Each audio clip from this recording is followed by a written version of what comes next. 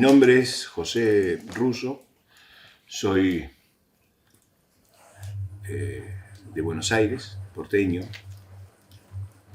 Vine a Neuquén en el año 73, a fines del año 73, medio escapando de Buenos Aires después de recibirme, porque me había recibido a mediados del año 73 por la situación de conflicto que había en esa época en Buenos Aires. Era muy difícil. Habíamos vivido toda la época de la dictadura en la universidad y era muy violento la situación, así que muchos de mis compañeros y nosotros también, que éramos con mi esposa novios, buscábamos irnos de Buenos Aires. Ya era intolerable, especialmente para los que por alguna razón militaban en alguna actividad sociopolítica, especialmente los que trabajábamos en villas de emergencia o en lugares como Avellaneda, por ejemplo, donde la situación era pesada, muy violenta. Entonces buscábamos irnos afuera o adentro del país para zafar de esa situación que estaba cada vez tornándose un poquitito más violenta. Así que uno de los últimos viajes de novios que hicimos con Cristina, vinimos a Neuquén, donde teníamos un familiar, un pariente que era médico y que nos había dicho que en Neuquén se podía trabajar, especialmente en el área rural.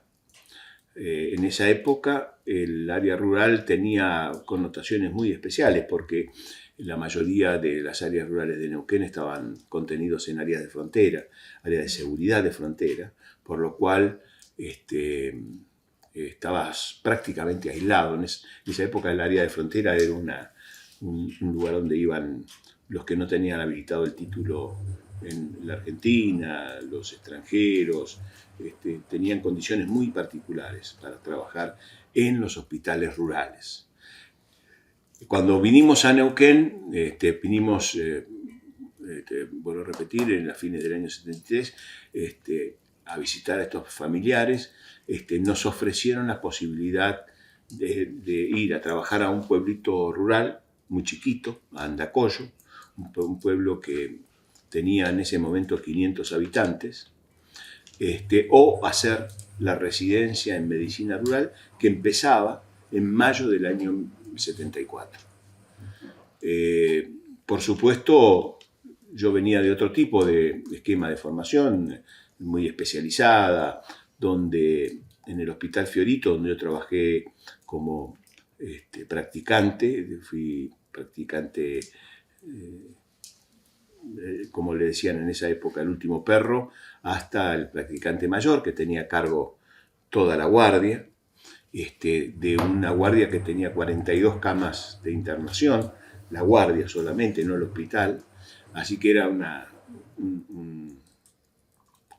un lugar donde se aprendía mucho, se trabajaba mucho y se aprendía mucho.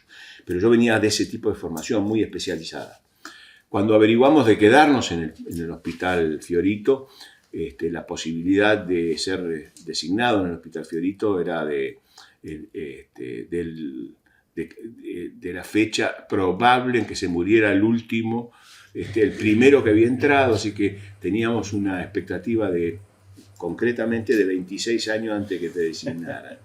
Por lo tanto, era imposible quedarse en ese lugar, además de la cuestión contextual general.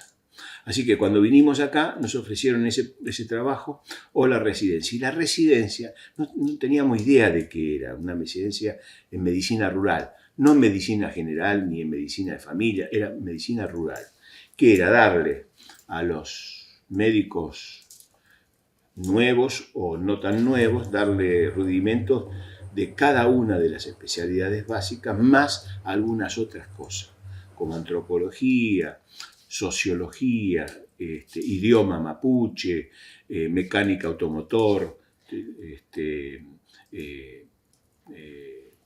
como, por supuesto, laboratorio, radiología, sino yo cuando me salí de la residencia me autoabastecía prácticamente en hospitales de médico único o de 2 médicos.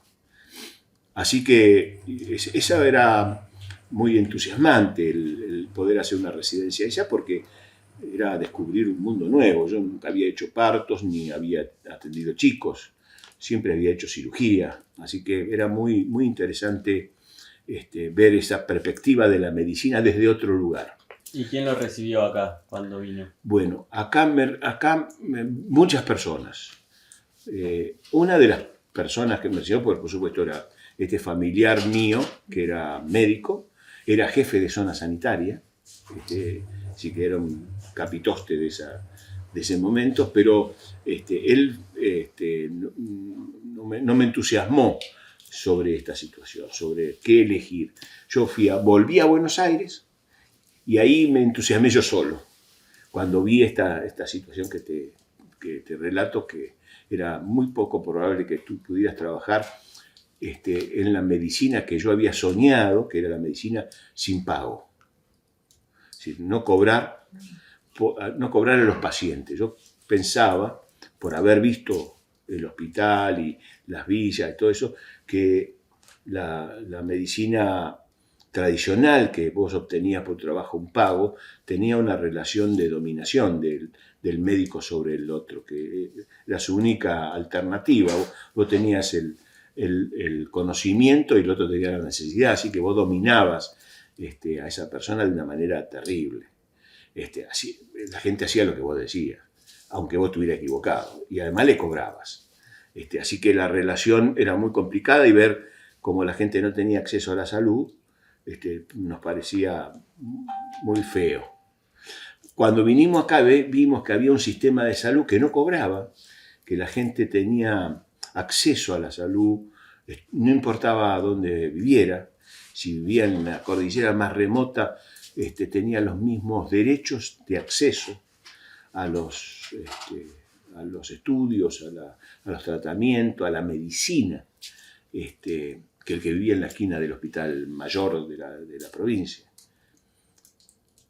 Eso me parecía fascinante, una cosa de otro planeta, no entendíamos cómo era posible. Tal es así, nosotros en el Hospital Fiorito le robábamos a las obras sociales, le robábamos los medicamentos y recetábamos de más para que el que tenía obra social las trajera, esos medicamentos, para poder dárselo a los que no tenían. Y muchas veces esos medicamentos los robábamos del hospital y los llevábamos a la villa. Para dárselo a la gente que no tenía ni siquiera la posibilidad de tener una obra social, ni siquiera la posibilidad de internarse en un hospital gratuito. Eso marcaba fuego toda esta situación. Tal es así que en el Hospital Fiorito teníamos como un armario donde guardábamos las cosas extraordinarias, las cosas que no se conseguían, como las agujas atraumáticas súper sofisticadas, donde valían mucha plata y no todo el mundo tenía la posibilidad de tenerlo, y ni siquiera nosotros. Por lo tanto, las guardábamos con un candado, ¿no? Y para poder utilizarlas en la gente que realmente la necesitaba. Cuando esa situación se daba en el Fiorito, después voy a contar cómo, fuimos a un hospital de la cordillera, un pueblito que no existía, un pueblo inexistente, porque el pueblo eran 3 casas.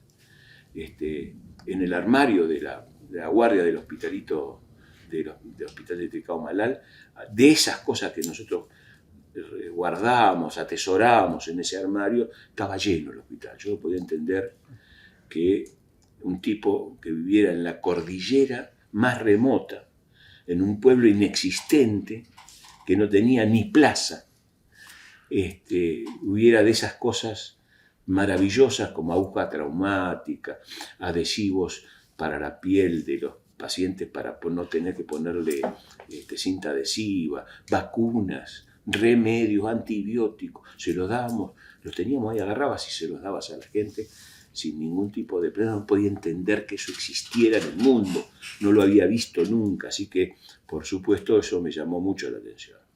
Y a partir de ahí,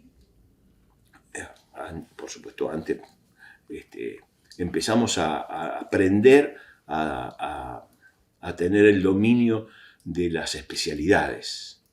Y en el hospital donde hicimos la residencia, que era el Hospital Neuquén, en ese hospital aprendimos clínica médica, pediatría, cirugía. ¿Usted se anotó en la residencia entonces?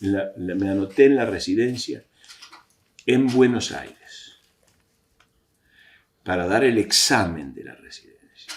El examen de la residencia yo no entré porque eran 104 personas que se habían inscrito para 6 puestos. No entré, llegué creo que octavo al examen de escrito. Me tomaron entrevista y quedé afuera. 2 de los que después entraron, 2 renunciaron.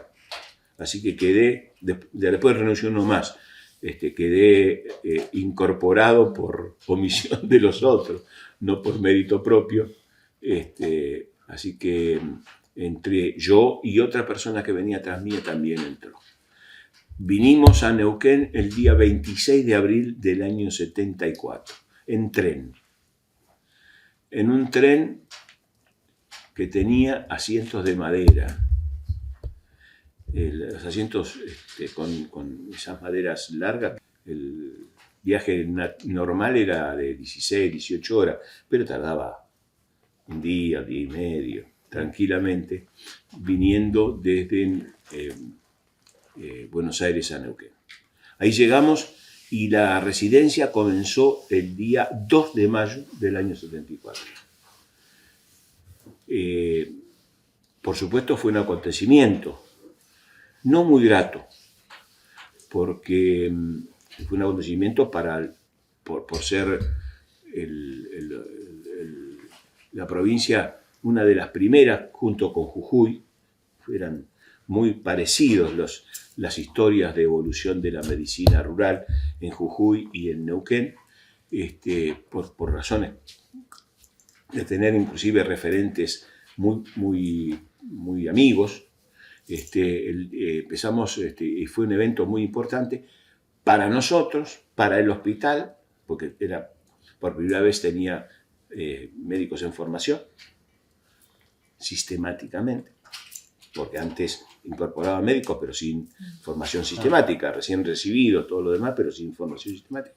A nosotros nos recibieron muy bien, gran cantidad de médicos, gran cantidad de pacientes, gran cantidad de enfermeras, cada vez más y cada vez después también con mayores cantidades de problemas, porque el Colegio Médico de Neuquén había hecho una propaganda en contra de la residencia en medicina rural, especialmente al sistema de dedicación exclusiva, porque decía que eso eran los que habían venido, eran estudiantes de medicina que venían a aprender con el pellejo de la gente y que en realidad eran todos comunistas, que venían acá a no cobrarle a nadie, ¿no? Venían a trabajar gratis prácticamente, por un sueldo, a pesar de que había ya algunos médicos en dedicación exclusiva, no muchos, casi todos pediatras, casi todos neonatólogos, ese grupo eran los más parecidos a los médicos de dedicación exclusiva, y después vinieron los residentes, 10 residentes, 6 por Buenos Aires, de los que entraron en ese examen, y 4 por Neuquén, que eran los que habían hecho el examen complementario a ese que se había hecho en Neuquén. Se había hecho en Buenos Aires, se había hecho uno en Neuquén, para médicos que ya trabajaban en la provincia y que necesitaban formación, así que se habían incorporado sin formación previa. De esos médicos, 4 quedaron y 6 vinimos de Buenos Aires. Cuando llegamos a Buenos Aires nos recibió la doctora María Elena Chiesa en el andén de la estación de Neuquén. Ese fue el recibimiento. Ella nos ubicó nos llevó a la casa de los residentes, que se llamaba la Maison Carton, porque era una casa prefabricada, de esas de aglomerado y de cartón prensado, que se utilizaba mucho para los petroleros y para las grandes obras hidroeléctricas. Eran casas transitorias, pero una casa enorme, en el centro de Neuquén, en la dirección era Jujuy 270. En esa casa, con un terreno grande, vivíamos los 6 que veníamos de Buenos Aires, porque la residencia te daba alojamiento y comida si eras soltero. Si eras casado, tenías que conseguirte vos la casa, porque te mantenían el sueldo de full time. A nosotros nos pagaban el sueldo de residente. El sueldo de full time era bastante mejor que el sueldo de residente. El sueldo de residente era bastante escaselí, bastante pobretón, digamos. En ese momento nos hicieron un recibimiento muy, muy importante el gobernador de la provincia, que era Felipe Zapá, el ministro de Bienestar Social era en ese momento, que era Horacio Forni, y el vicegobernador, que era Antonio del Vaz, que era médico cirujano. Y el subsecretario de Salud era Ernesto Castillo, otro médico de una localidad próxima a Neuquén que se llama Centenario. Eso eran más o menos el grupo de autoridades. Bueno, eso nos hicieron un recibimiento muy lindo. El 2 de mayo nos hicieron un recibimiento en el hospital con las consecuencias que te acabo de decir. Mucha gente, varado por los médicos del colegio médico, con muy mala leche, nos agredían, no nos dejaban tocar pacientes, algunos, porque decían que no éramos recibidos, que no teníamos, y todos teníamos matrícula provincial, porque para trabajar, aunque sea de residente, tenías que estar matriculado en la provincia. En una de las fechas, no me acuerdo exactamente ahora cuál, nos hicieron una cena de bienvenida al colegio médico, donde nos maltrataron, por supuesto, y además hicieron un recibimiento simbólico muy jodido, que era uno de los médicos se vistió de paracaidista y apareció en la cena vestido con los atuendos de un tipo que se iba a tirar de paracaídas, para decirnos que éramos paracaidistas nosotros y que veníamos a escupirle el asado a los médicos de Neuquén. Que también serían la mayoría paracaidistas. Migrantes. Totalmente. Todos eran migrantes. No había prácticamente... En esa época encontrar un neuquino era como encontrar piedras preciosas, ¿no? Era una rareza. No había neuquino. La mayoría eran todos migrantes de las grandes ciudades. Buenos Aires, Córdoba, Mendoza, Rosario. La mayoría era de afuera. Había muy poca gente. En realidad los neuquinos son nuestros hijos. De mi generación, los que hicieron más neuquinos eran nuestros hijos y nuestros nietos. Los otros eran todos de afuera. Éramos todos de afuera. Pero fue mala onda, cosa que se revirtió con el tiempo. Esta mala onda del colegio médico se fue revirtiendo con el pasar del tiempo, porque además nosotros éramos muy trabajadores, estaban todo el día en el hospital. Quiero aclarar que tuvieras de guardia o no tuvieras de guardia, teníamos 2 guardias por semana más una rotativa, así que estábamos 3 días casi siempre en el hospital, todo el tiempo, más estábamos en el hospital en los horarios o en los deshorarios que había, porque tenías que quedarte hasta que se terminara lo que habías empezado.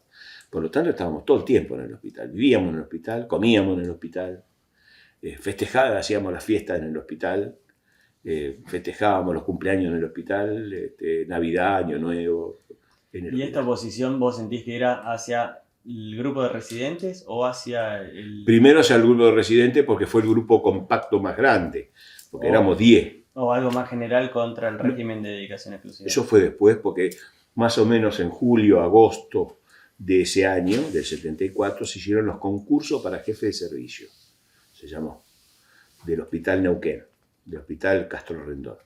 En ese concurso vinieron gente de Buenos Aires también, muchos jefes de servicio con gran peso técnico. Por lo tanto, esos después permitieron que se incorporaran otros médicos, especialmente los que venían de Río Negro. Porque en Río Negro, que se había comenzado más o menos en las mismas fechas que en Neuquén, ¿sí? En la misma fecha, son 2 años antes más o menos, un plan de salud parecido al de Neuquén, con médicos de dedicación exclusiva en todos los pueblos. Más o menos cuando después que muere Perón, en junio, julio de 74, el plan de salud de Río Negro se cae. Entonces todos los médicos de dedicación exclusiva que había en los pueblos del Alto Valle, todos esos fueron captados por Neuquén. Entonces, de 10 tipos, estoy contando en muy pocos meses, ¿no? De 10 tipos raros que venían a trabajar todo el día en el hospital, que no se rajaban en las guardias, por ejemplo. Cuando nosotros vinimos, el médico por ahí se iba de la guardia, se iba a su casa a comer, o si tenía un compromiso se rajaba de la guardia. Y nosotros trabajábamos todo el día, todos los días, todo el tiempo. Por lo tanto, era bastante pesado, porque dejaba en evidencia un montón de cosas que no se hacían. Nosotros empezamos a hacer las historias clínicas. Las historias clínicas no se hacían en el hospital, no crean, porque los pacientes tenían médico asignado, que era el que lo había traído. Y lo había traído solamente porque no tenía plata, porque si no lo internaban en la clínica. Si no tenía plata o tenía obra social, lo internaban en la clínica, no en el hospital. Por lo tanto, nosotros ahora internábamos todos los pacientes en el hospital, internábamos, una forma de decir, con el permiso del médico, por supuesto, y le hacíamos la historia clínica, cosa que era absolutamente inaudito, que alguien tuviera continuidad en la atención del paciente. Es decir, vos estabas de guardia, hacías una historia clínica, el que venía a la otra guardia tenía un documento de referencia sobre qué tenía, qué no tenía. Es decir, y eso era muy bien visto por las enfermeras especialmente, que empezaron a tener un médico compañero que le aliviaba el trabajo de ellas y que además le daba respuesta. Porque cuando se le quemaban los papeles a la enfermera, ¿a quién recurría? El médico de planta no estaba. ¿Viste? Y siempre en medicina los papeles se queman a la noche. Entonces el único tipo que siempre estaba era el residente. Y siempre estaba al lado de la enfermera. La enfermera fue muy importante, las enfermeras, las mucamas, el personal de maestranza del hospital fue siempre muy importante para la existencia de este plan, que estaba liderado por un médico, casi siempre, pero que evidentemente el sostén político, ideológico y social era más la enfermera. Porque esa era la que decía a los pacientes, yo le aviso al doctor para que venga, y el doctor, la doctora, siempre venía cuando le pedía a la enfermera, cosa que era absolutamente extraña para la realidad de ese momento. Así que en esa época eso fue más o menos el inicio de la residencia. La residencia implicaba no la designación, sino un contrato de servicio, que además requería una evaluación. Para aprobar la residencia vos tenías que ser evaluado. La residencia incorporaba también una cosa muy original, que era la rotación por Buenos Aires, por cada una de las cátedras básicas de Buenos Aires. Entonces tenías que rotar por el Hospital de Clínica, por el Hospital Ramón Mejía, por el Hospital Argerich y por el Hospital de Niños, el Gutiérrez. En eso tenías que rotar obligatoriamente. Cada uno de los titulares de esas cátedras Sanchezini en el Hospital Ramón Mejía, en cirugía. Burucúa en el Hospital de Clínicas, Bota en el Hospital Argerich en tocoginecología,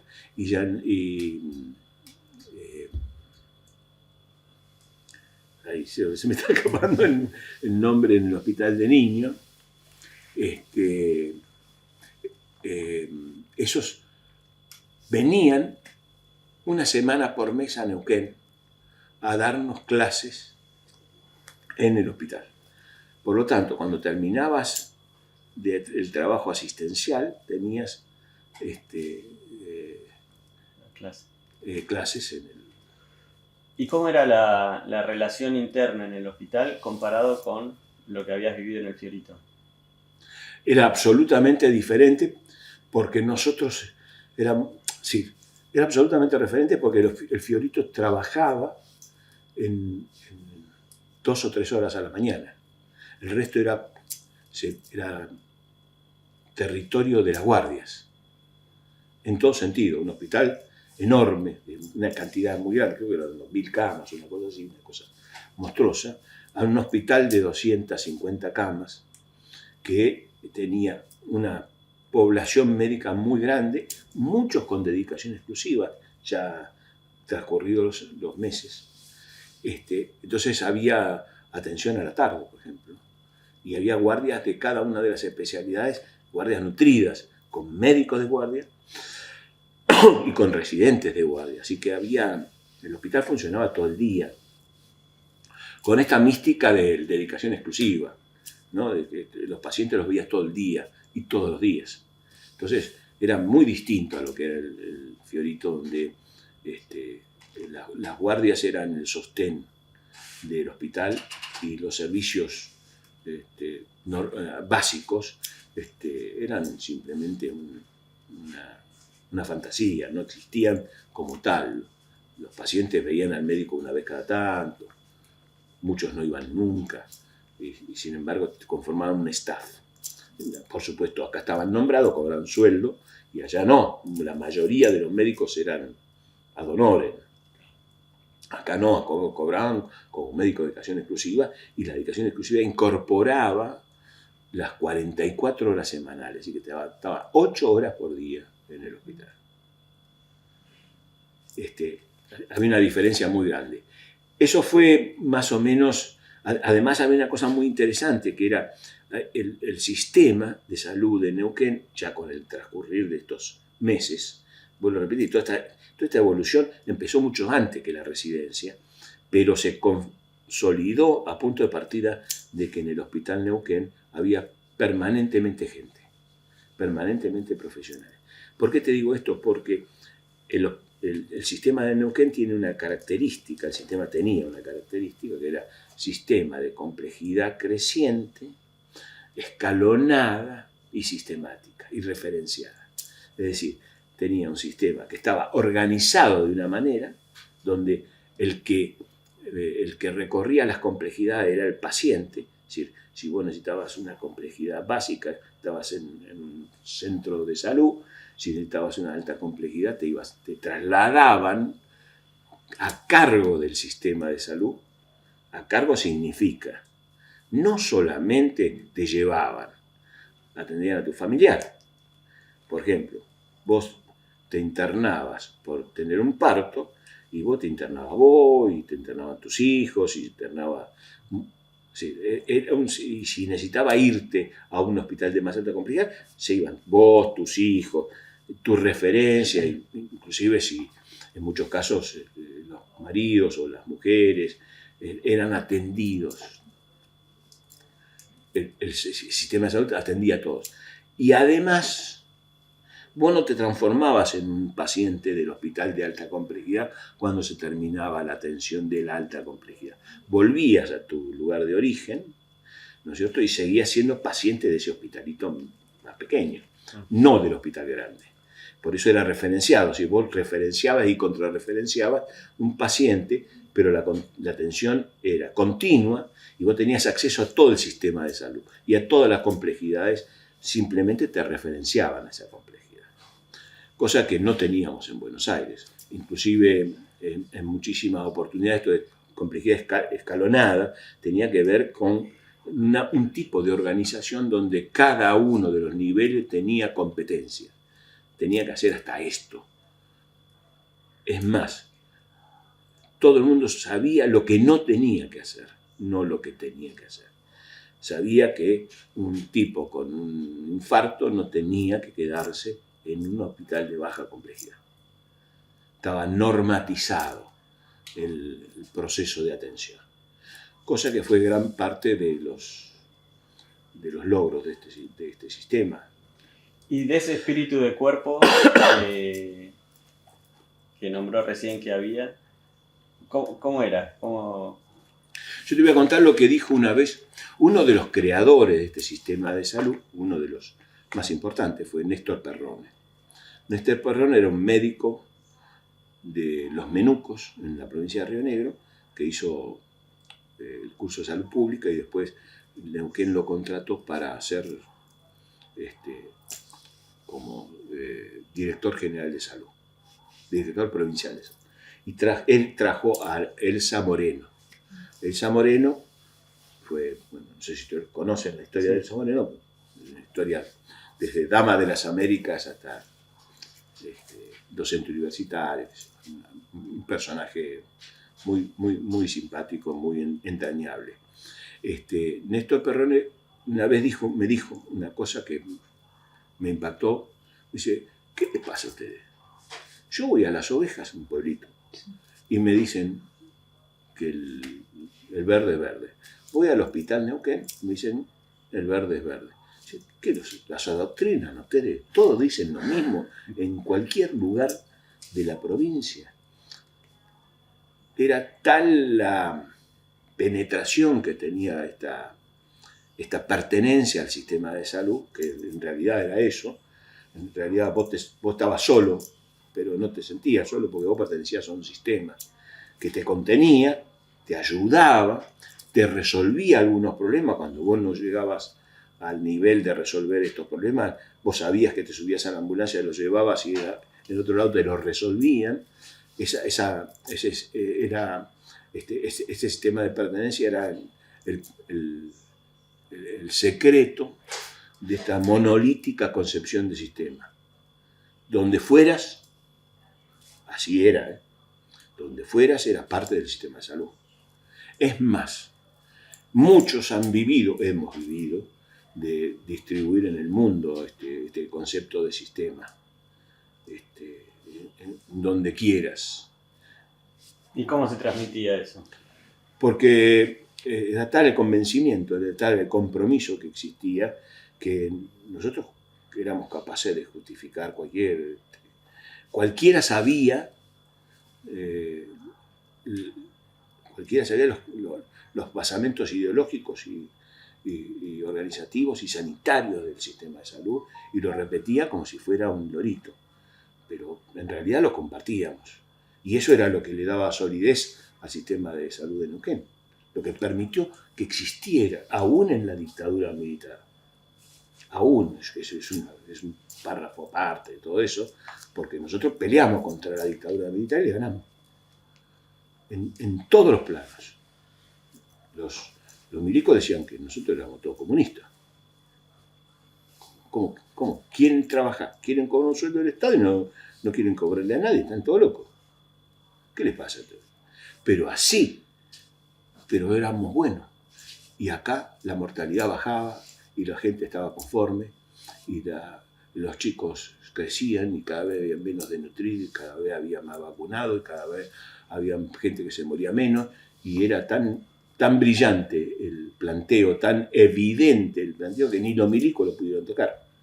Es más, en un momento nos quisieron hacer arancelar los hospitales públicos, no sé si ustedes son muy jóvenes, salió una ley de arancelamiento del hospital público y nosotros dijimos no lo vamos a arancelar. Y se la tuvieron que masticar. Y no la arancelamos. Y decían, no, pero esto es una orden del gobierno nacional. Del gobierno nacional de la dictadura. No, nosotros no vamos a arancelar. No importa que diga la nación. Nosotros no. ¿Cómo le vamos a cobrar a la gente? ¿Te imaginas? en el campo, darle leche a los chicos, a la mujer embarazada y encima cobrarle. Estamos todos locos, ¿qué te le pasa? Esa cuestión eran tan pesadas, tan fuertes, que era ridículo. Si nadie entendía, vuelvo a repetir, en pleno gobierno militar de la última dictadura, poder hacer estas cosas, poder hacer que hiciéramos concursos para designar personas profesionales, era insólito eso para los milicos, era insólito. Es como viene el general Zubín y no le van a dar a su pollo que quiere entrar a trabajar, no le van a dar bolilla. No, que entre por concurso. Cosas como esas tienen que ver con otras condiciones, con otras cosas, pero lo que quiero decirte es, el sistema de Neuquén era tan prestigioso, inclusive dentro de los militares, que no se animaron a cortarlo. Lo toquetearon, lo jodieron, los persiguieron, algunos tuvimos bastantes problemas, pero no lo pudieron voltear. Y volviendo un poco para atrás, cuando en la residencia, ¿qué importancia crees que tuvo este otro trabajo que incluía el trabajo en los centros de salud? Muchísimo, porque influyó mucho. Todos los residentes, además de estar todo el día en el hospital, ir a las clases que había todos los días fuera, porque acordate, una vez por mes, 4 especialidades, eran 4 semanas por mes. Es decir, una semana por mes, cada una de las especialidades eran 4 semanas por mes. Así que además de estar en el hospital haciendo las tareas asistenciales, en las clases de los docentes que venían de Buenos Aires, además íbamos a los centros de salud a atender todas las tardes. Por lo tanto, la relación con la sociedad, en algunos casos, como en el caso que me tocó a mí, que era un centro que se llamaba el Centro del Barrio Progreso, había que ir caminando.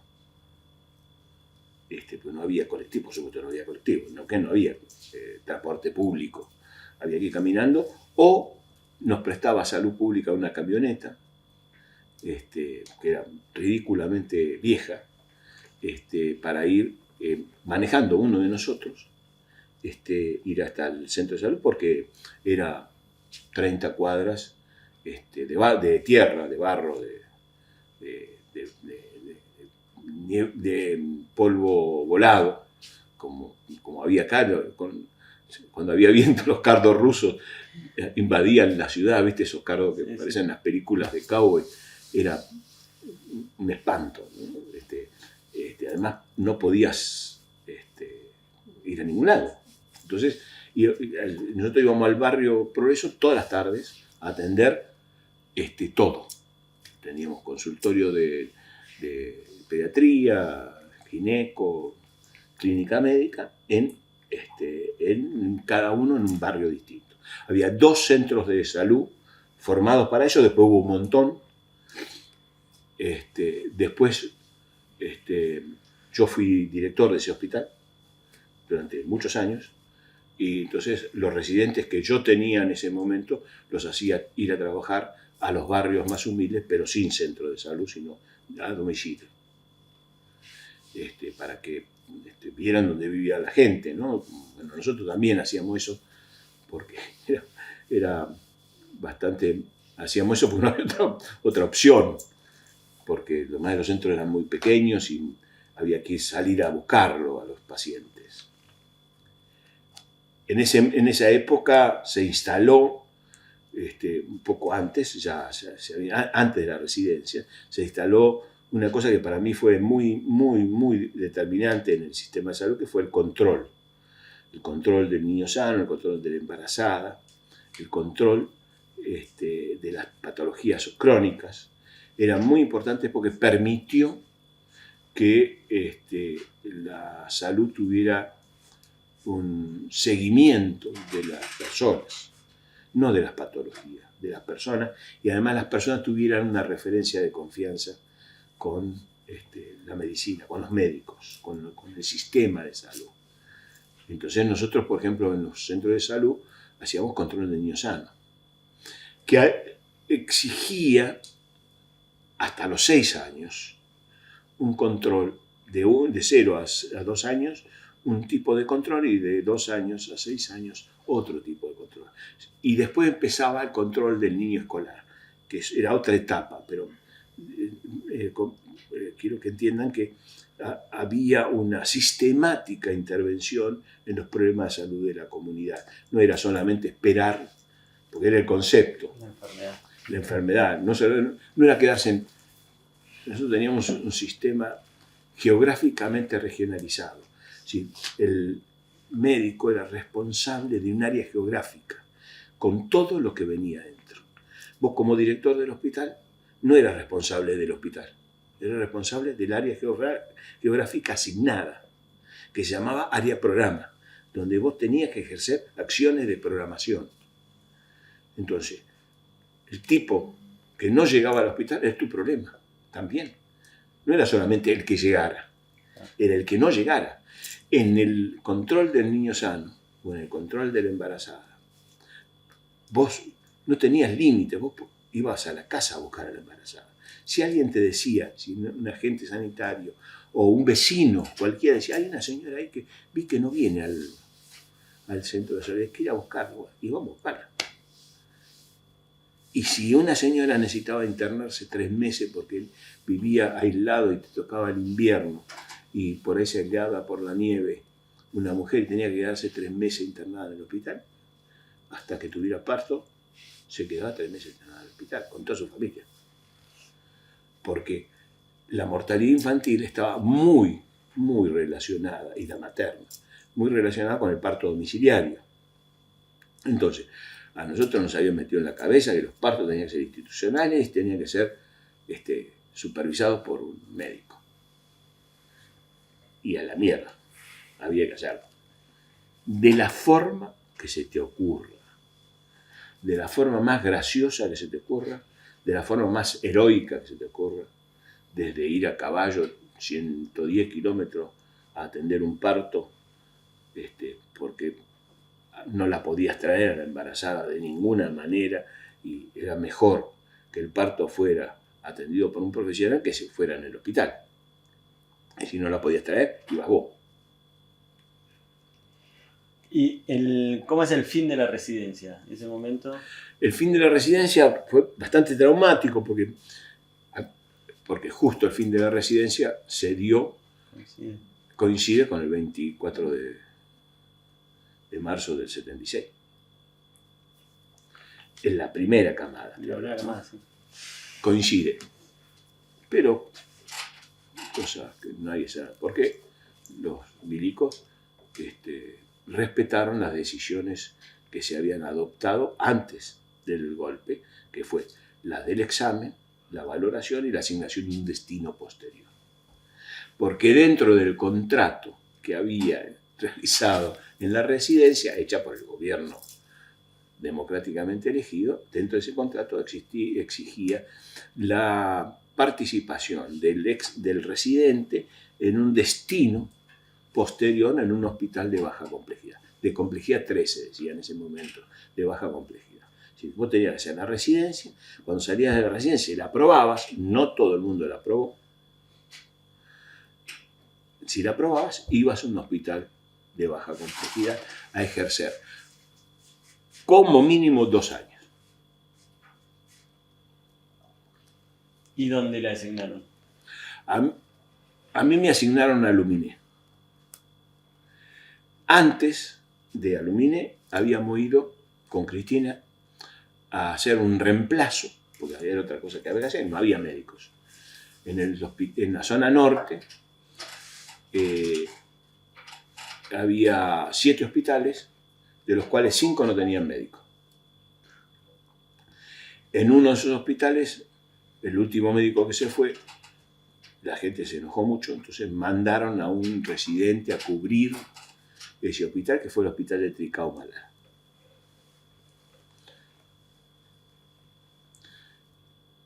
En el hospital de Tricao-Malal, nosotros llegamos a Chosmalal, a casi 60 kilómetros de Chosmalal, así que de acá hasta 460 kilómetros más o menos.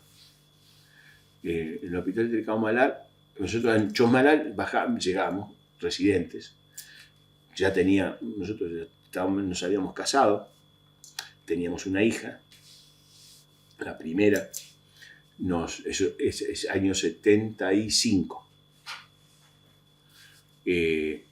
Preguntamos en Chosmalal, como porteño, preguntamos ¿dónde queda el hospital de Tricaumalal? Y nos dijeron que quedaba frente a la plaza. Entonces fuimos con una camioneta de salud pública, fuimos y no vimos la plaza, no vimos el pueblo. El pueblo era la casa del médico, el hospital y la comisaría. Eso eran 3 cosas, ese era el pueblo. Todo lo de las casas del pueblo estaban desparramadas en la montaña, ¿no? No había pueblo. Y la plaza no había plaza, unos arbolitos así eran. Chiquititos, recién la habían hecho, la habían plantado, la plaza. Así que seguimos de largo, 30 kilómetros de largo. Cuando llegamos preguntamos a un gaucho, ¿dónde queda el hospital de Tricaumalal? Dice, no, se pasaron 30 kilómetros. En el hospital de Tricaumalal era una casa con una sala de parto, una sala de enfermería, 2 consultorios y 2 habitaciones. ¿De qué año era ese hospital? Del año 70. Un hospital relativamente nuevo, pero muy humilde. No tenía médico en ese momento, ¿no? Tenía solamente 4 enfermeras, 2 mucamas y un chofer que no tenía auto, no tenía ambulancia. No tenía luz, no tenía agua corriente, no tenía gas. El gas teníamos una garrafa que íbamos a cargar a Chosmalal cuando conseguíamos a alguien que la trajera, que la llevara y la trajera. La luz, teníamos un grupo electrógeno que funcionaba poco, un ratito. Y el agua era un agua de una acequia que con una bombita, cuando había luz, la cargábamos en un tanque y teníamos agua durante todo el día. Si alcanzaba, si no alcanzaba, jódete. Así que nosotros, eso que te conté, ¿viste? Acostumbrado a abrir la ducha y bañarte, no nos bañamos. Nos bañábamos muy poco porque era mucho trabajo para bañarse. Tuvimos serios problemas con nuestra hija porque tenía una bronquiolitis y había que hacerle nebulizaciones y no había forma de hacerle nebulizaciones porque no había electricidad. Así que le hacíamos vapor con la estufa, con la cocina económica, calentábamos el agua y le hacíamos vapor, que era lo que le hacía la gente en todo lado. Y bueno, esa fue la primera experiencia. El vehículo que se utilizaba era un caballo que además te prestaban. A veces hacíamos visita con el caballo, era todo muy gracioso porque los paisanos acá son muy terribles, son muy crueles, se ríen, se burlan, especialmente de los porteños, ¿no? Porque no sabíamos, yo conocía a los caballos por la televisión, así que hubo que montar a caballo.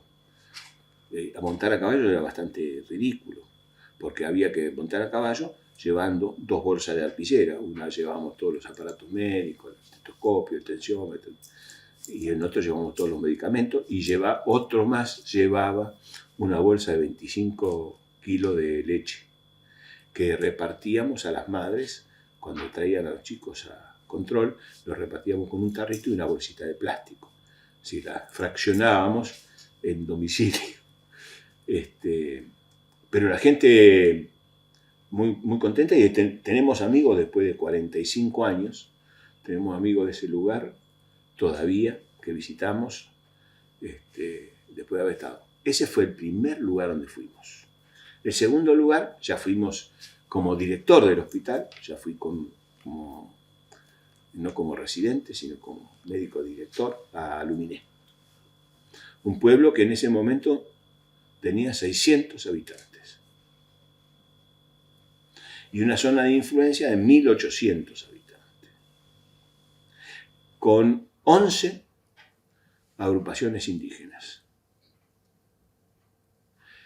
distribuidas en cada uno de los parajes, con 11 visitas programadas. Una vez por mes el médico iba a cada agrupación indígena a atender a la gente que hiciera falta y hacer los controles.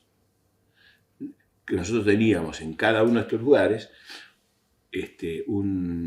cuando te conté que el director del hospital era responsable de lo que le sucedía a su área programática. Significaba que vos sabías, yo sabía, es más, tenía atrás de mi consultorio un mapa con la ubicación de cada casa, de cada paisano, de cada nombre, cuántos eran, cuántos perros tenía, qué vacunación tenía, cuántos chicos tenían, de qué estaba vivo, si estaba enfermo. Tú tenías una radiografía de tu zona de responsabilidad impresionante, que además era relevada permanentemente por los agentes sanitarios, que también después empezamos a tener. No, cuando yo llegué no teníamos agentes sanitarios. ¿Y cómo era la recepción de las comunidades? Mala.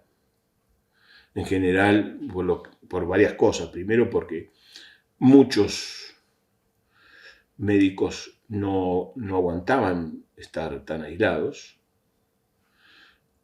no se adaptaban y entonces cambiaban muy seguido. La gente no le gustaba que todos los días hubiera un tipo distinto, que además tenían mañas distintas. Cuando yo llegué ahí, por ejemplo, había una costumbre que había que sacar turno a las 7 de la mañana. A las 7 de la mañana, en un lugar donde nieva mucho, de loco. Porque para ir a las 7 de la mañana tenés que levantarte a las 5, a las 4 de la mañana, subiste a un caballo, a hacer no sé cuántas leguas para llegar al hospital, para que te den, no para que te atiendan, sino para que hagas cola, para que a las 8 te atienda una señora de mala gana. Tienen su maña de... Tengo miles de anécdotas. Su maña de estar aislado, de vivir, de tener su propio idioma, de tener su propia cultura, sus propias leyes. Es una locura. Bueno, yo atendía al consultorio vestido con poncho, espuelas y bombacha, por ejemplo, porque venías del campo de haber atendido a otra gente o de ir a hacer una visita programada y la gente te esperaba y que vos le decías, no, vuelva mañana. Es sencillo, como en Buenos Aires, vuelva mañana, hacete 50 kilómetros de ida y 50 kilómetros de vuelta y vuelva mañana. No, vos venías de ahí y atendías hasta que las velas no ardieran. Eso la gente lo negaba. Y siempre, todos lados, te preguntan, ¿cuánto va a quedarse, doctor Ortega? ¿Hasta cuándo va a quedar? Era el principal problema, porque además era muy difícil reemplazar al que se iba. Pues se iba cuando quería. Y venía otro cuando lo conseguía. No era tan fácil conseguir médicos que fueran a estas condiciones. Tenía que estar muy, muy motivado o tenía que haber estado en la residencia que había sido el gran aleccionador de tu compromiso, de tu seguridad, de tu seguridad personal, ¿no? De profesional. Es decir, yo sé hacer esto. Una cosa es decir yo hice parto y otra cosa es que alguien te diga tenés que hacer parto. No, dejá de echar las pelotas. Yo nunca hice parto. Dejá de joder. Va a tener un chico convulsivando. ¿Sabes lo que es un chico convulsivando? Si no lo atendiste nunca, es muy difícil. Esas cosas heroicas de la medicina son una maravilla, pero te tiene que gustar. ¿Viste? Atender un parto con una mujer desangrándose y vos sacarte sangre, estar al lado de la camilla, vos médico único, estás sacándote sangre y se la estás transfundiendo a la señora que está al lado, tenés que ser medio kamikaze. O te tiene que gustar, o tenés que estar metido, embebido de esta idea de que sos parte de un equipo, de que sos parte de un sistema, de que es importante lo que estás haciendo porque además lo están haciendo todos igual. Muy, muy interesante. Los pueblos generaban habitualmente rechazos. Y los profesionales que iban a los pueblos, es lo que te dije antes, si vos veías, si el tipo no se adaptaba, si el tipo no participaba de las actividades comunitarias, era muy difícil. Había algunos que eran capos, había muchos capos en esa época, en toda la zona de Neuquén, ¿no? Algunos los tomábamos como ejemplo. Cuando hacíamos la residencia, esos médicos, que eran ejemplos de adaptación a ese entorno, venían a darnos charlas en el hospital. Tenías que hacer lo que hacía la gente. Vos tenías que involucrarte con el pueblo, con la gente del pueblo. Yo tuve una gran suerte en Tecaumalal, en los lugares donde yo jugaba fútbol. Por lo tanto, en todos lados se juega el fútbol. Entonces, en Aluminé yo jugaba fútbol para el pueblo Aluminé, para el Club Social y Deportivo Aluminé. Ese juego te obliga a relacionarte con los jóvenes, y nosotros teníamos en Aluminé había también horario para la luz.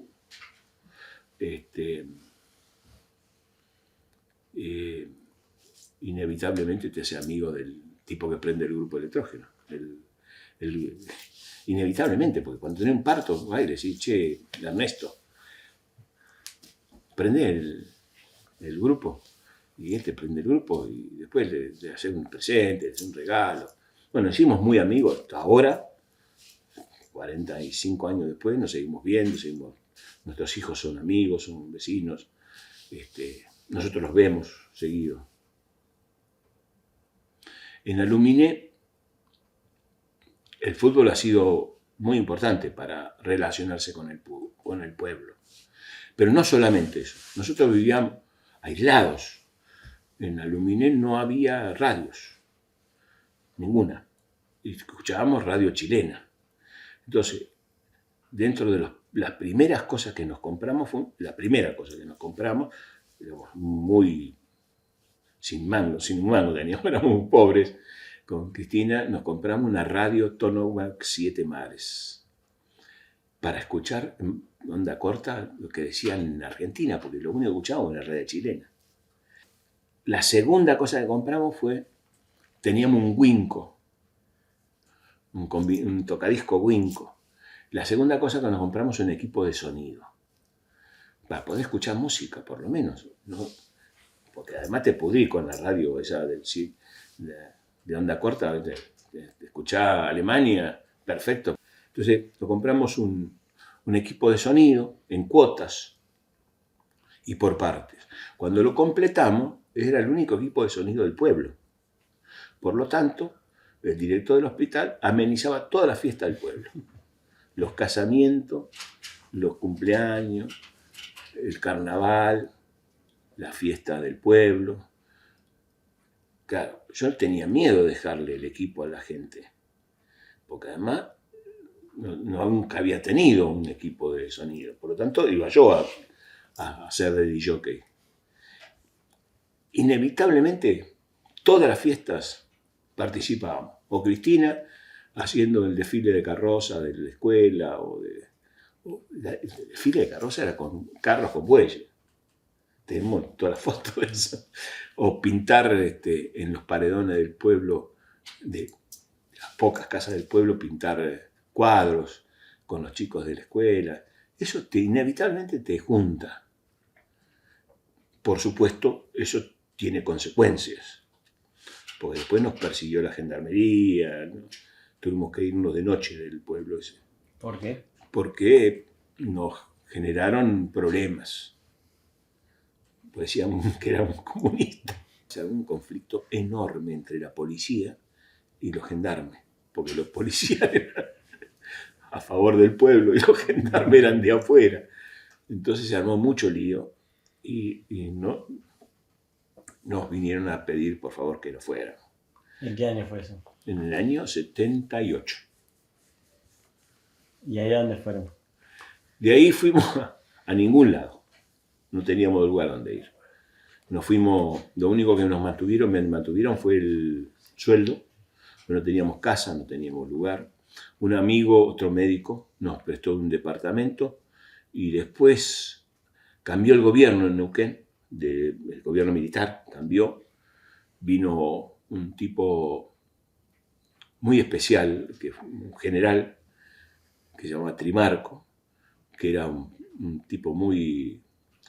era presidente, había sido presidente de Vélez Arfiel, un tipo él decía que era un general de tablón, cambió la concepción de Neuquén, era una maravilla Neuquén, con este general. Y bueno, ahí, a mí que me habían echado prácticamente, decidimos no irnos, te imaginas, acompañados por varias manos que nos decían, basta, eso armar líos, una pueblada, se había armado una pueblada, terminó la justicia, los milicos, se había armado un bodrio en serio. Les prohibieron hacer una despedida, nos hicieron una despedida lo mismo, una fiesta en el pueblo hicieron antes que nos fuéramos, todo mal, todo mala onda.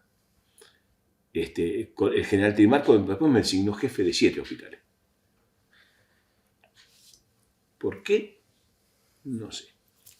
Pero fuimos ahí, vinimos a Neuquén, no tenía puesto, no tenía lugar, no tenía nada que hacer. Y de ahí me mandaron a Chosmalal como jefe de zona sanitaria. Una zona conflictiva, muy complicada, porque es la zona donde habíamos ido a Tricaumalal, una zona, porque no tenía historia de médicos que no aguantaban, se iban. Bueno, durante mi estadía tuvimos todos los hospitales completos. Tuvimos 3 años en Chosmalal, 3 años en Aluminé, completa, así que tuvimos una linda experiencia en Chosmalal. La experiencia magnífica fue la de Aluminé. En Aluminé, decimos, nosotros fue la mejor etapa de nuestra vida, ¿no? Organizábamos carrera de caballo, carrera de autos contra caballos, dábamos cine, hacíamos fiestas, hicimos una capilla, cosas de pueblo, pero nosotros seguimos, todos los años vamos a Aluminé, todos los años, 40 años. Vamos a Aluminé, que están los amigos, la gente, los pacientes, los que nacieron.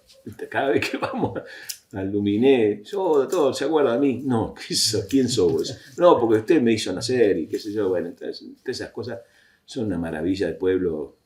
Queremos mucho a Aluminé, tenemos hijos, uno de cada pueblo. Tenemos una hija de Neuquén, una hija de Aluminé, un hijo de Aluminé, una hija de Chosmalal y un hijo de Plotier, porque después de Chosmalal vinimos a Plotier. Así que en cada pueblo tenemos un santo. ¿Y cómo ya en Chosmalal estuviste hasta el 81? Hasta el 80. Hasta el 80. Hasta fines del 80. ¿Cómo ves que había sido la evolución de ese sistema de salud en esos años? Era como el día y la noche. Por eso te conté esto de todos los hospitales cubiertos, todo con médicos. La inmensa mayoría con residentes. Había un nivel de salud distinto.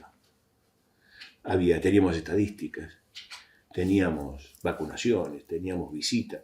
Es más, yo iba a cubrir los hospitales, los médicos se iban, el médico del Cholar, un hospitalito chiquito, se iba de vacaciones y yo iba con toda la familia, ¿no? Todo arriba de la camioneta y nos íbamos a cubrir el Cholar un mes. Y así cada uno de los pueblos. había cambiado notablemente. La calidad de atención, la continuidad de la atención, no nos faltaban elementos, porque había previsibilidad y además este concepto de estar integrado, de pertenecer, que es una cosa muy fuerte eso, pertenecer a un sistema. Cuando vos metés residentes, metés tipos formados en el sistema, eso se agiganta, se pone como gente que habla el mismo idioma, gente que tiene las mismas expectativas. Cambian notablemente. Mejoraron muchísimo las estadísticas de mortalidad, de nutrición, de atención. Se completó los staff del hospital de Chosmalal, que era el hospital cabecera de esa zona. Se completó el staff, cosa que hacía años que no pasaba, que tuviera 5 médicos, 6 médicos en el hospital cabecera, que hubiera un pediatra, un tocoginecólogo, un cirujano clínico, un anestesista, perdón, alguien que hacía anestesia, ¿no? Era una cosa increíble para el pueblo. Es más, el pueblo apoyó mucho eso. También hubo despelote porque es inevitable. En esas épocas, inclusive algunos de los médicos que vinieron nuevos hicieron lío porque venían de Buenos Aires y estaban, cuando vieron que no había ni un solo médico privado, hicieron una clínica. Quisieron hacer una clínica. Se tuvieron que ir todos, ¿no? Porque no daba para tener una clínica privada. No tenían clientes. El hospital era mejor. Increíblemente mejor. Bueno, ahí yo trabajé de jefe de zona, de director, de cirujano, de anestesista, de médico de guardia, y todo lo que hiciera falta, porque esa era nuestra intención.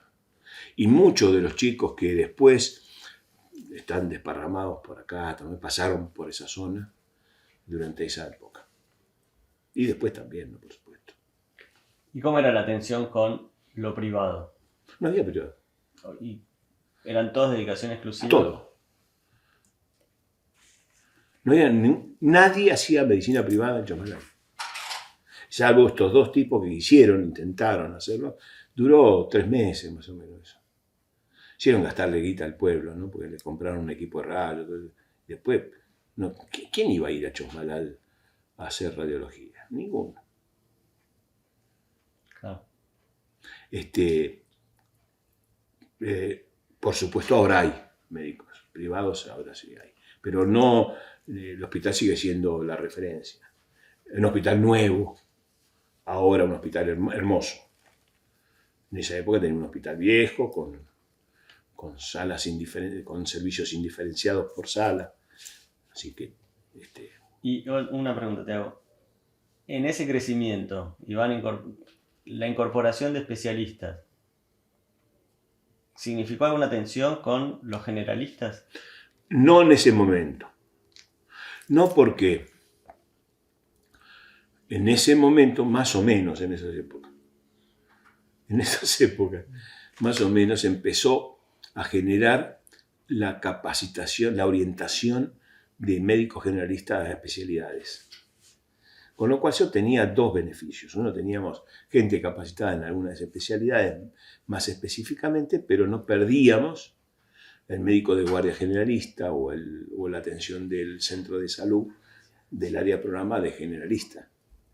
Eso fue interesante durante bastante tiempo. Después, los intereses de la medicina especialística fueron demasiado potentes, demasiado fuertes y avanzaron bastante. En este momento hay las 2 cosas en Chosmalal. Hay médicos especialistas y médicos generalistas orientados a alguna especialidad y médicos generalistas sin orientación. que siguen siendo médicos generalistas o rurales completos.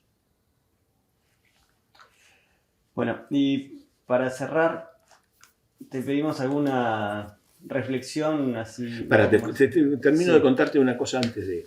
De Chosmalal venimos a Plotier. Sí.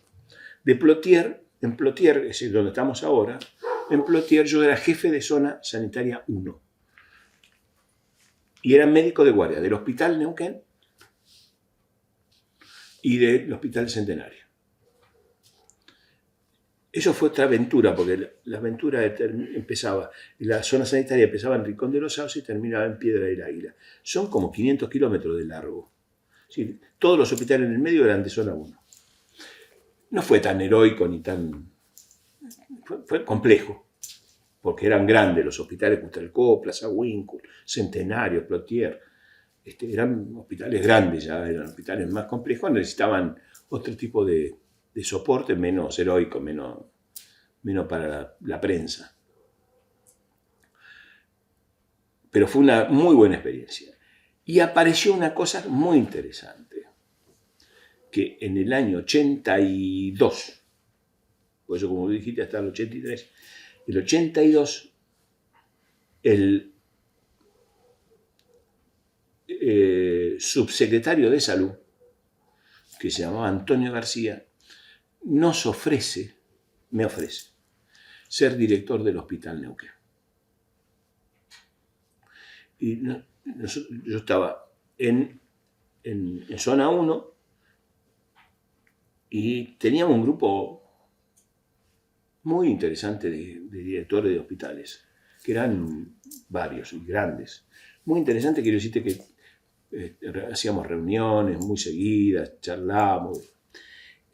Y una de las cosas que charlamos es esto, como todo se charlaba, que era, me han ofrecido ir porque eso es, ahora cómo vamos a hacer con la zona. Bueno, entonces la conclusión de ese grupo fue, vas vos y vamos unos cuantos al Hospital Neuquén. Si hacen concurso de antecedentes y oposición. Si no, no. Al gobierno militar, año 82. Entonces le trasladamos esta inquietud al subsecretario. El subsecretario dice, vamos a pensarlo. Lo pensaron, dijeron, bueno, hacemos un concurso. Primera vez que hacían concurso para director del hospital. Es un cargo político, es un cargo no político de peso político. Designación política. Por muchas razones. El sueldo viene el gobernador y el director del Hospital Neuquén. El sueldo, ni el vicegobernador, ni los diputados, nada. El sueldo es más grande de esta provincia es el del gobernador y el segundo es el director del Hospital Neuquén. Es más, un gobernador, siendo yo director del hospital, un gobernador me dice, Russo, necesitamos un avión sanitario. No, señor, no va. ¿Por qué no va? No, porque usted el día que sea médico pida un avión sanitario, puede ser, pero usted no es médico. Entonces, vamos a ver. Si corresponde médicamente a hacer la derivación por vuelo sanitario, se lo hacemos, si no, no. Cosas de esa naturaleza, para que tenga idea del peso político que tiene un personaje que tiene profundidad en la provincia. Hice un concurso, salí primero del concurso. Algunos personajes que seguramente van a entrevistar salieron segundo, tercero. Son amigos, pero bueno. Ahí inició por primera vez algunas cosas muy interesantes para ustedes. Uno, concurso de puestos de directores de nivel muy alto. La primera vez se incorpora el término director asociado. Sí, era una dirección colegiada. No era una dirección única, no era una gerencia, era una dirección asociada en distintas áreas. Y por primera vez se suma a la dirección asociada alguien que no es médico. En Neuquén, que era un señor que tenía antecedentes de trabajo empresario. en grandes empresas multinacionales. Eso generó un antecedente muy interesante que termina siendo que ya la dirección del hospital tenía que ver con, se despolitizaba y se hacía colegiado, y además generaba un sistema de toma de decisiones diferente. Porque el director del hospital, el que tenía ganas de ser un buen director, era importante. Era prácticamente hereditario el cargo. Bueno, acá, y era por 4 años. A los 4 años había que renovar el puesto. Otro concurso, otro. Por segundo año, por segunda vez consecutiva, también ganó el de 4 años. Eso fue ya en el 86. Lo que quería mencionarte es esto. En Neuquén se inició este sistema de direcciones colegiadas con gente que no fuera, como director asociado, que no fuera médico, y que además fuera por concurso, en plena dictadura. ¿Y cuál fue la importancia de Antonio García en eso? Muchísimo. Antonio García era un viejo jefe de zona, que yo lo tuve cuando estuve en Aluminé, un técnico, no un político, con espíritu democrático, socialista, por lo tanto no tenía nada que ver con los milicos. Él se manejaba con otras guías, con otras orientaciones ideológicas, prácticas y políticas. Y por supuesto, con el cual se podía hablar tranquilamente, y además gran responsable de muchas cosas que hicieron en el sistema de salud. Él, Horacio Lores, que era director de atención médica, Ovaldo Pellín, que era otro de los creadores, él se llama cofundador del plan de salud, cosa que es relativamente cierto, pero toda esa gente estaba en la subsecretaría en ese momento. Bueno, te pedimos por ahí una reflexión general de lo que significó y de dónde crees vos que fueron los argumentos centrales o los motivos principales que pudieron dar o que explican el éxito que tuvo este plan de salud en estos primeros años. Gran parte de la responsabilidad de esto la tuvo Elsa Moreno y Néstor Perrone. Pero fueron las cabezas visibles. Hubo otra gente que ha sido muy importante, como Dina Tomio, por ejemplo. No sé si habrá escuchado nombrar. Dina Tomio era la jefa de enfermera de la provincia. Una persona muy valiente, muy, muy importante, que además organizó, capacitó a casi todas las enfermeras, obligándolas a capacitarse, a hacerlo formalmente. Las enfermeras en Argentina eran todas practiconas, gente que se capacitaba en servicio. Empíricas. No quería decirlo. Y junto con Cristina Carvajal fueron de las primeras creadoras de los cursos de agentes sanitarios también. Esa gente hizo un sistema de salud que atacaba los problemas reales, no los problemas técnicos. ¿Se morían los chicos? ¿Cuántos se morían los chicos? ¿Qué había que hacer para que no se murieran los chicos? ¿De qué se morían los chicos? La mortalidad infantil en Neuquén era muy alta.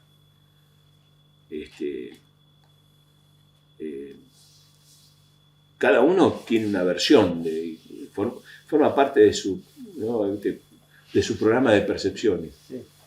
¿No? Tiene una versión de qué es lo importante. Para mí lo importante ha sido poner a la salud al alcance de las personas.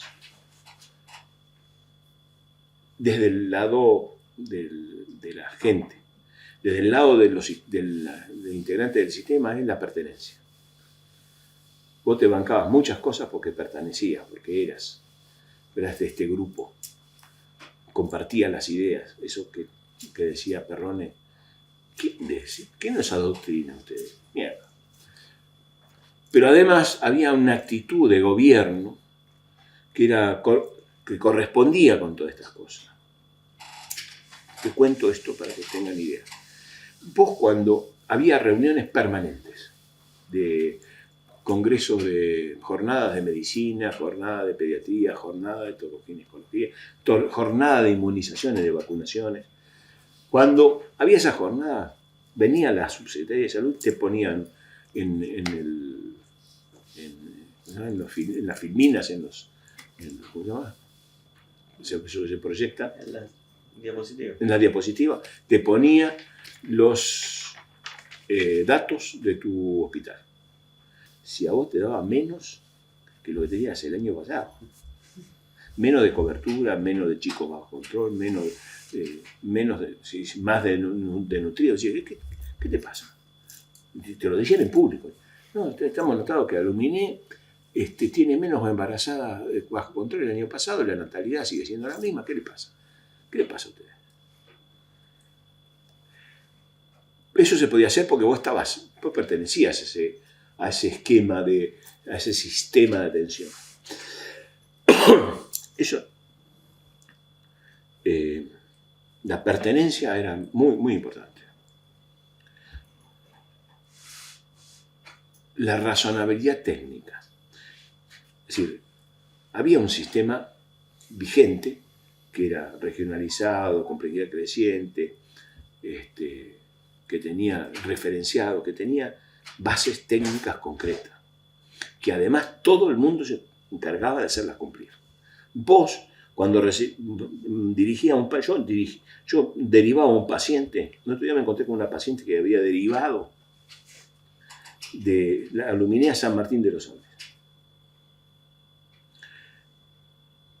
La señora se acuerda perfectamente, pero era mi paciente la que yo derivé a San Martín de los Andes. No era una paciente, era mi paciente. Yo estuve en la operación de ella, atropellamos un ciervo con la ambulancia, la llevé, cargué el ciervo, cargué la señora y nos volvimos a Aluminé con mi paciente. Era mi paciente.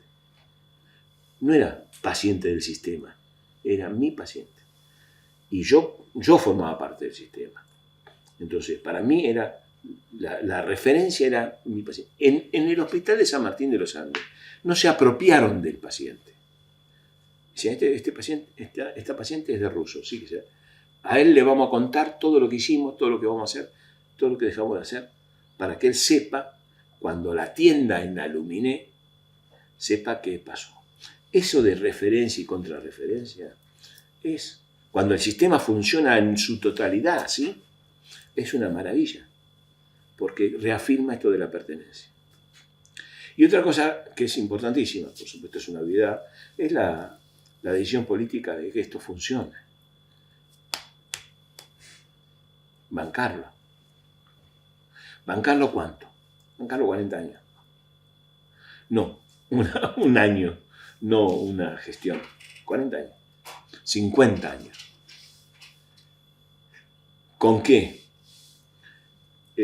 Permitiendo que un tipo hiciera lo que te acabo de contar hace un ratito. Decir que, ¿por qué? Porque tenía razón yo. Porque una derivación en avión mal hecha le cuesta la vida al paciente, no al gobernador. Si eso vos lo mantenés en el tiempo y todo el mundo opina de la misma manera, se transforma en una regla, una norma. Entonces eso es lo que creo que el gran secreto del éxito ha sido esa condición de decisión política, de pertenencia, de respeto y de estar pensado en base a la necesidad de la gente, no de los médicos, no de los decisores, de la gente. Si la gente quiere ¿vos querés que te vayan a atender en tu casa? ¿Que el médico vaya a tu casa? ¿Te gustaría que el médico vaya a tu casa? Te lo pregunto a vos. Sí. Al paisano de la cordillera también. Claro.